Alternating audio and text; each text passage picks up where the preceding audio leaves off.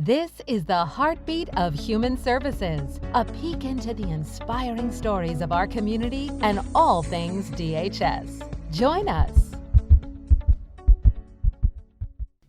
Hi there, everybody. I'm your host, Jana Slagle, on today's podcast, The Heartbeat of Human Services. And today our guest is Mary Switalski.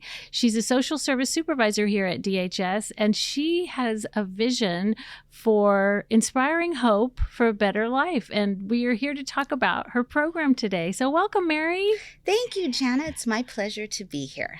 You are a person of encouragement, and I think that follows you around because we were talking before the show about your vision for your unit and how you lead them. And so when I saw on your email, which I love, your logo or motto says inspiring hope for a better life. And I was asking you about that, and you were kind of describing how that helps you lead your team.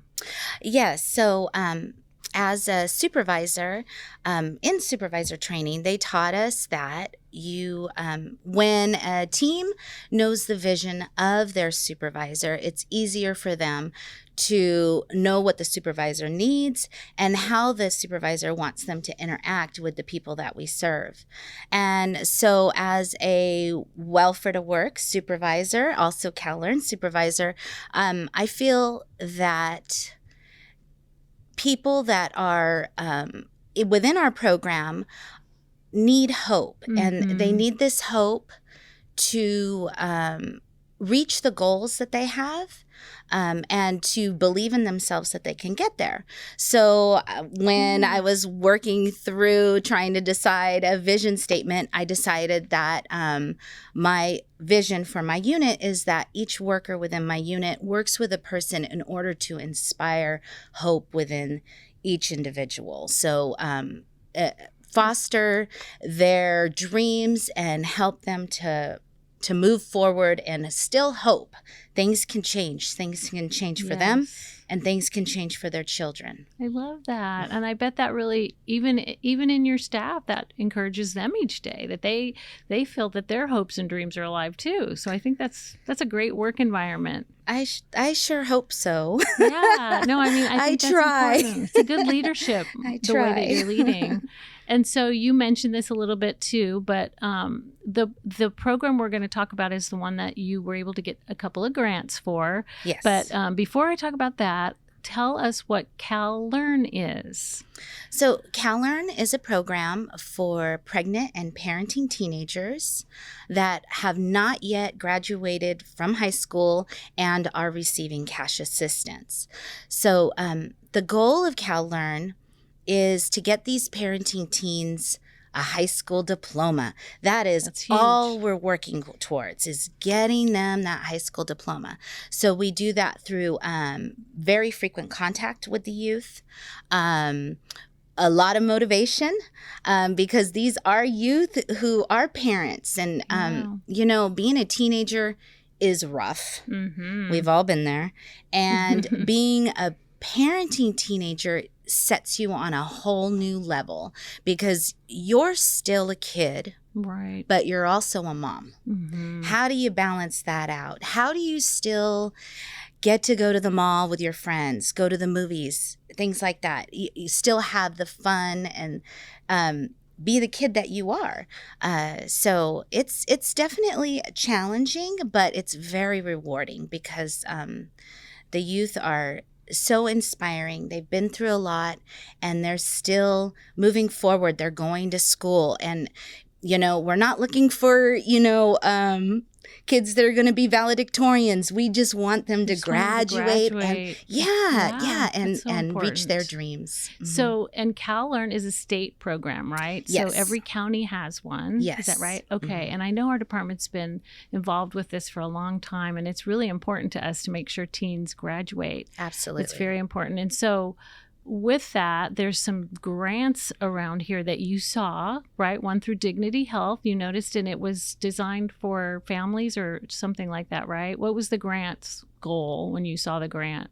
Well, it wasn't me who Okay. found the grant. It was our special projects manager, Mike. He's and awesome. of course, Cindy, Yes, our Cindy. deputy director. She's great. Yes, they're a wonderful team to work with. Very caring and yeah, motivated and open, and they're great to collaborate with because Mhm. it's like, you get to really flex your creative muscles with both of them. yeah. So they found this grant Okay. and talked to me about it to get some ideas of how we could present it. The grant's through Dignity Health, which of course is a powerhouse in Yes. Kern County with all the hospitals. And they were looking for an organization to partner with other organizations and disseminate information moving towards the common good and the health and wellness of our community. Okay. So it was so nice and broad. It was Yes. beautiful. So you Love could it. really Yeah, you could really get out there. Yeah. So Mike and Cindy saw it, they came to you, and then you guys you wrote the grant Yes. requesting the funds for this program Yes. specifically. And this program is called Healthy Babies, Healthy Mothers, Reaching Towards a Better You. I know love it's long. that. No, it's long, but it really is descriptive of what your goal is, Yes. right? Uh-huh. So yes. you guys got a $29,000 grant, is that right? 29,500.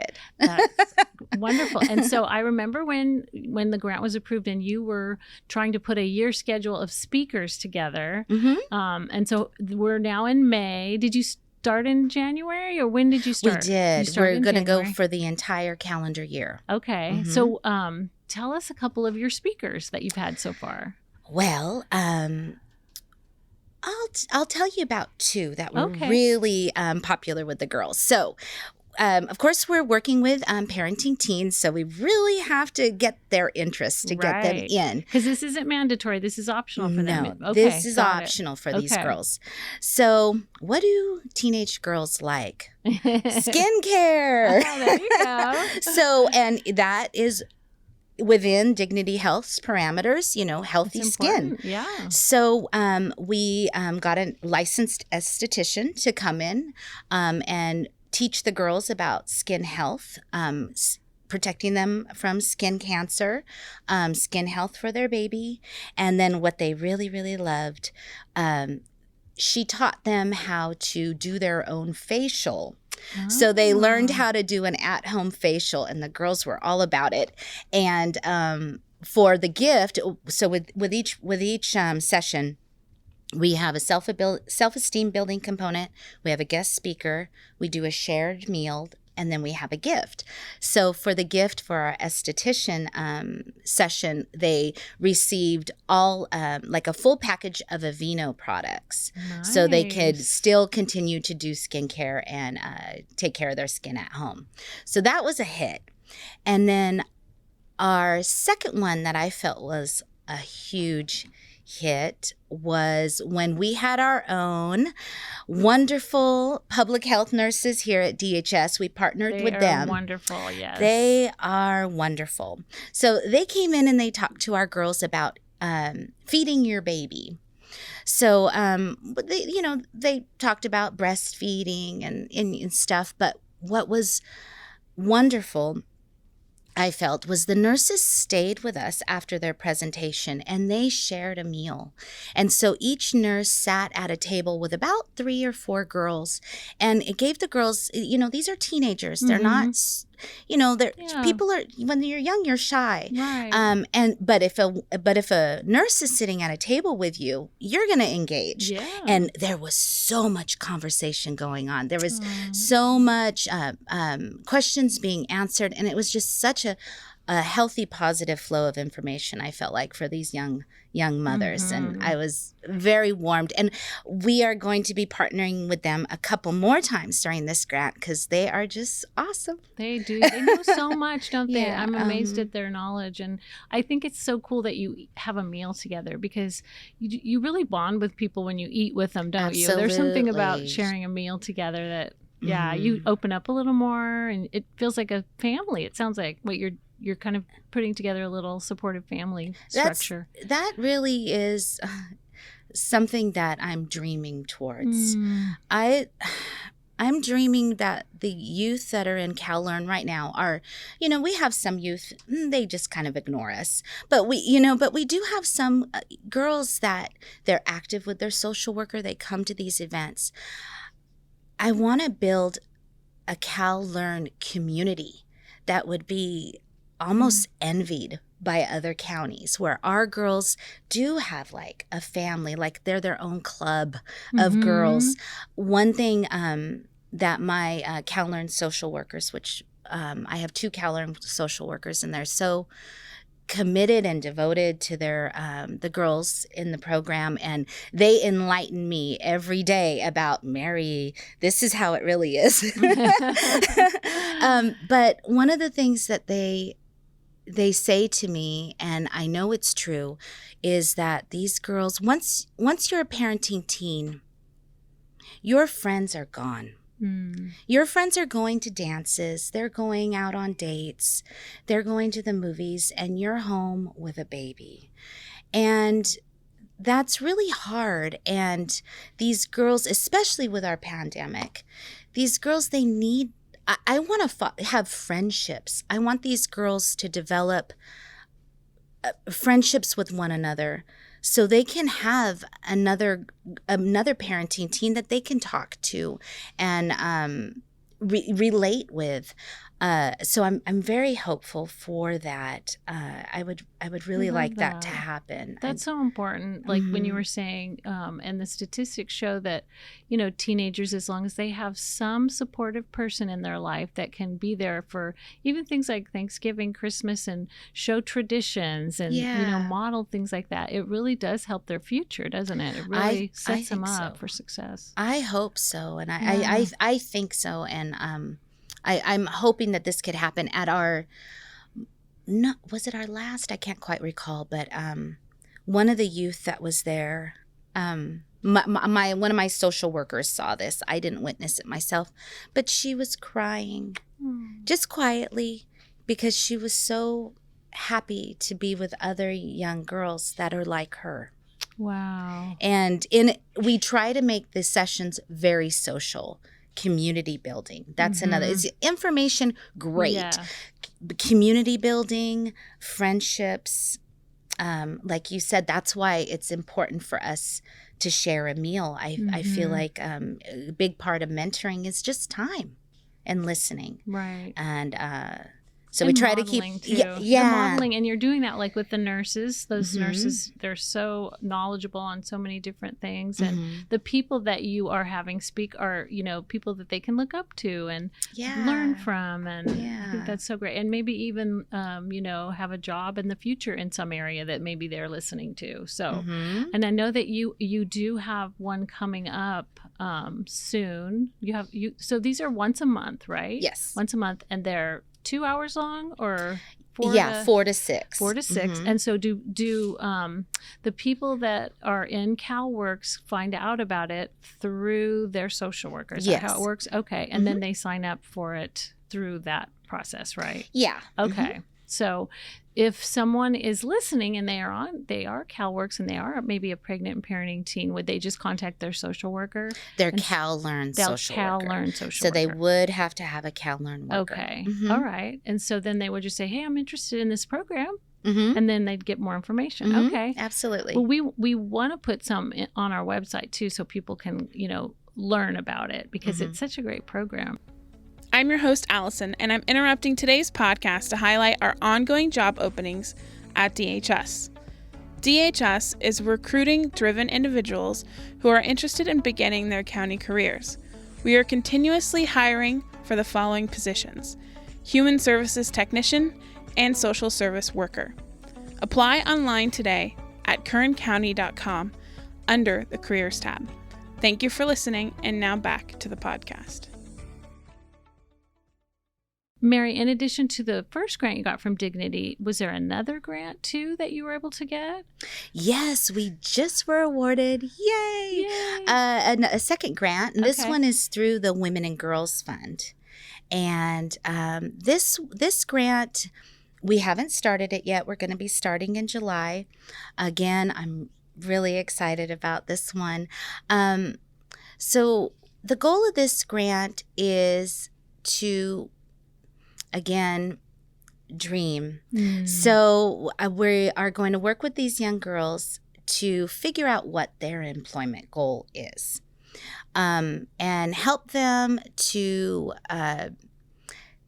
get a roadmap to that goal, create a vision board. It's going to be way more focused on education and of these girls.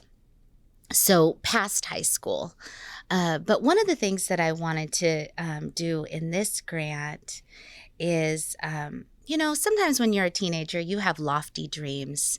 And I didn't want to push down any dream, any dream at all. And so, like, even if you want to be an Instagram star, I want to encourage and support that. Yeah. And there are transferable job skills that an Instagram star has that can translate to other jobs, So I want to take what their dream is and help them figure out how to get to this dream so they can have a target. A lot of our girls are in independent study. They see their teachers, and I'm sure their teachers are supporting them, but they're not seeing them as frequently as some of the other students that are there all the time. So I wanted us to step into that role, to work with them one-on-one, to try to get them to where they want to go.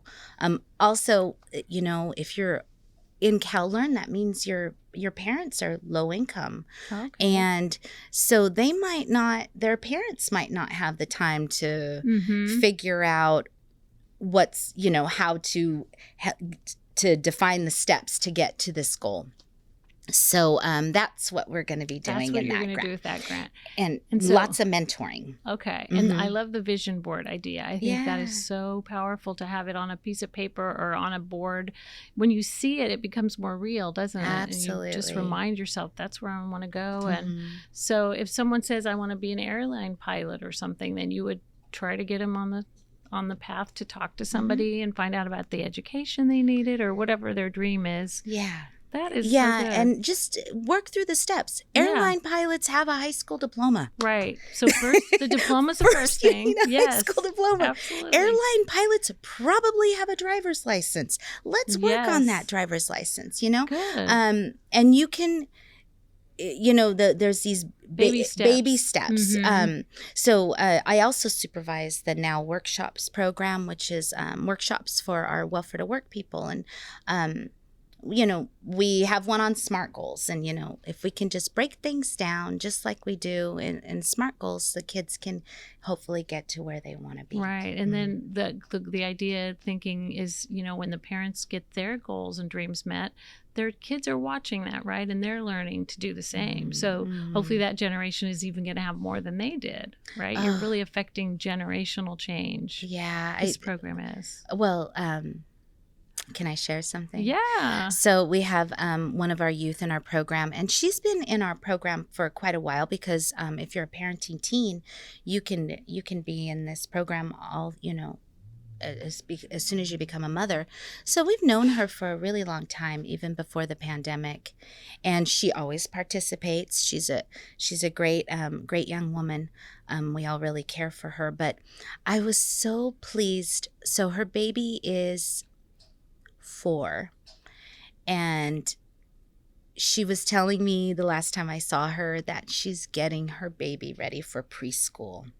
Oh. And I was just so pleased because we all know there's a connection between preschool and success, and I just felt like, oh my gosh, it's working. It's working. You're saying it's working. At least that she's working to break that cycle.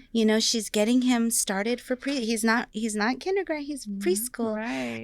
I felt so warmed. And it's almost like you're mothering them in your way, aren't you? You're kind of mothering them. Yeah, I think that's. It's a good thing. I think we're mothers in different ways to younger people in our lives, to just I get maybe that's not exactly the right term, but mentoring, mothering, using skills of nurture and compassion. Yeah. I think that's what I think of with a mom. But and I think it's my team. Everyone on my team has an invested interest in each one of these girls. They care for them. They want them to succeed. They do so much extra work for these girls. This isn't something that's in their job description.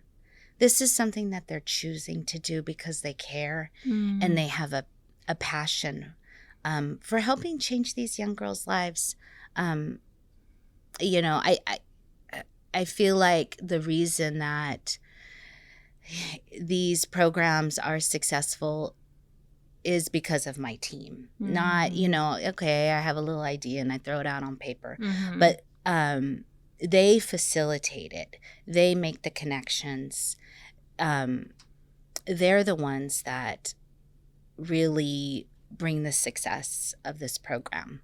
And you said they stay connected with them in other ways than just the classes that you offer. Do they call them and check up on them from time to time? Yeah, and then we also have as their job, they need to call them and check up on them. But we also have during the pandemic, there wasn't a lot going on for these girls, and we wanted to connect. So every week we have a program called the Empower Hour.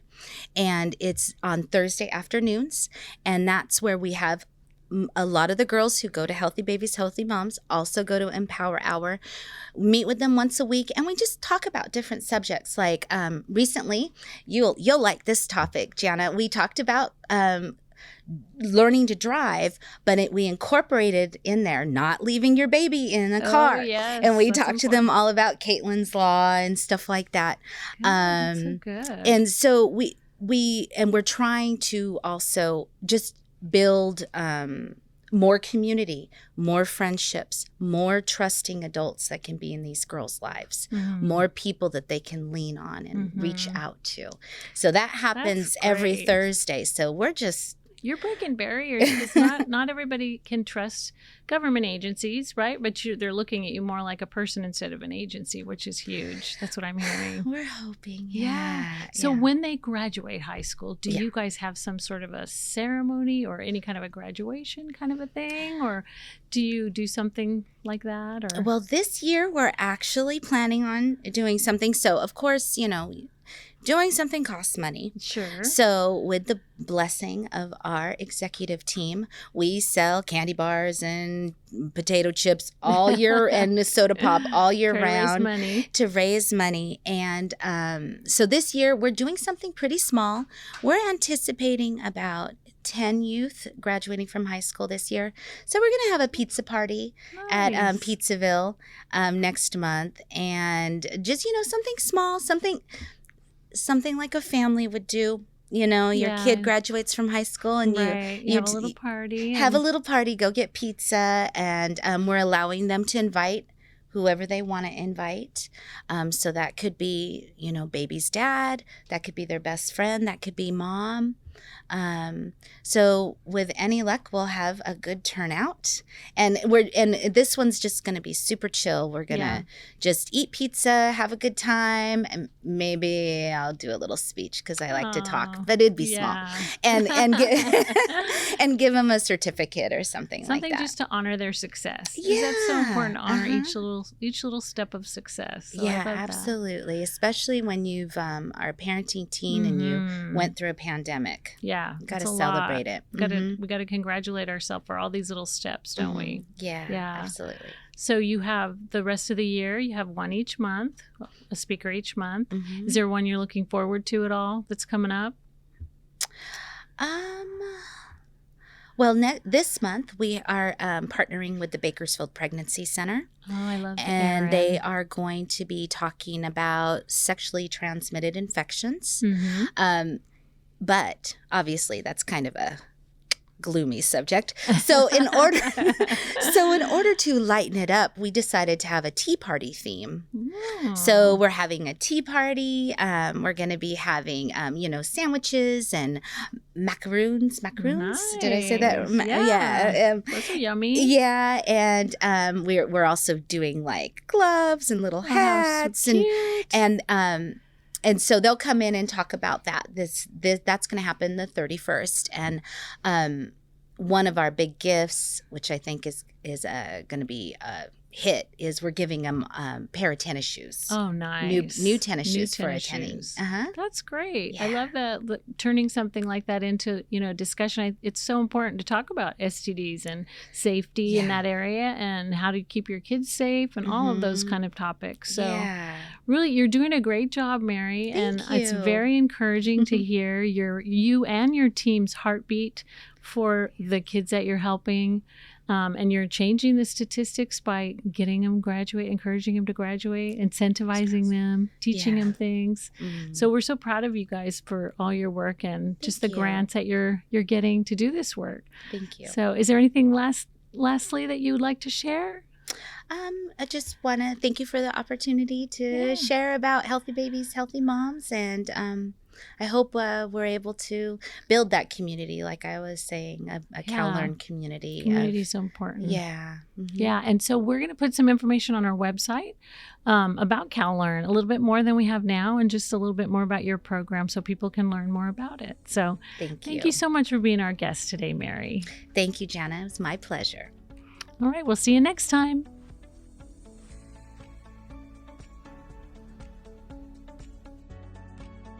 I'm your co-host Paula Hernandez, and this is your Mindful Minute. In today's interview, Mary was all about inspiring those around us, which got me to thinking, what did I do when I needed a little bit of motivation? And then I remembered, I created my own vision board. The act itself is very de-stressing, even though you're thinking about your future and the quote-unquote great unknown. But it allows you to be as creative as you want when you glue down the goals you have stuck in your head. Mine consisted of magazine clippings of barbells, signifying my fitness goals, inspirational quotes from Pinterest, and a clipping of a car I wanted to buy, and so much more. Although I made my board a long time ago, it helped me refocus my goals and made me less anxious about the direction I was going in life. I still may not have completed all of my goals on my vision board, but I never stopped working on them and get a boost of motivation when I pull out the poster. So I encourage you to go to a Dollar Tree, find your supplies, your glue stick, your paper, your poster board, and gather all your clippings and put your goals onto something you can see every day. Thank you for listening. This has been your Mindful Minute. Thank you for joining us for the Heartbeat of Human Services podcast today. We hope you'll join us next time.